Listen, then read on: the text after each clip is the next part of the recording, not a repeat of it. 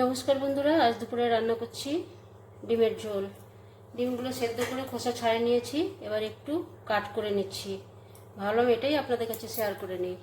এবারে একটু নুন, হলুদ এবারে মেখে নিতে হবে। এবারে গরম তেলে ডিমগুলো ভেজে নেব।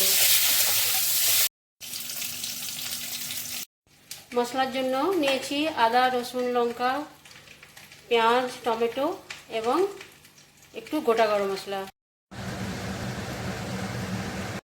ডিম ভেজে নেওয়ার পরে শুকনো লঙ্কা, ওই তেলে আর একটু তেল দিয়ে শুকনো লঙ্কা, কালো জিরে, তেজপাতা দিয়ে দিচ্ছি।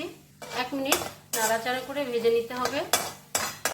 হলুদ দিয়ে বেটে রাখা মশলা দিয়ে এবারে দিয়ে দেবো ধনে গুঁড়ো, লঙ্কার গুঁড়ো, জিরে গুঁড়ো আর একটু কস্তুরি মেথি। লো টু মিডিয়াম আছে 10 মিনিট খুব ভালো করে কষিয়ে নিতে হবে। এবারে দিয়ে দেবো স্বাদ মতো লবণ। আবারও 3-4 মিনিট খুব ভালো করে কষিয়ে নেব।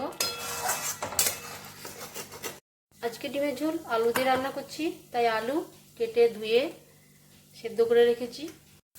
মশলার কাঁচা গন্ধ চলে যাওয়ার পর্যন্ত খুব ভালো করে কষিয়ে নিয়েছি।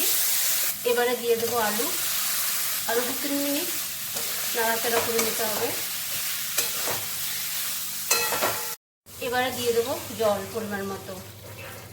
এবারে ডিম দিয়ে এবারে ঢাকনা দিয়ে মিডিয়াম আঁচে 5 মিনিট রান্না করে নেব। 5 মিনিট রান্নার পরে সব শেষে দিয়ে দেবো চেরা কাঁচা লঙ্কা।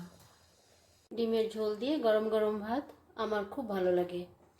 আপনাদের কেমন লাগলো ছোট্ট একটি কমেন্ট করবেন। টাটা।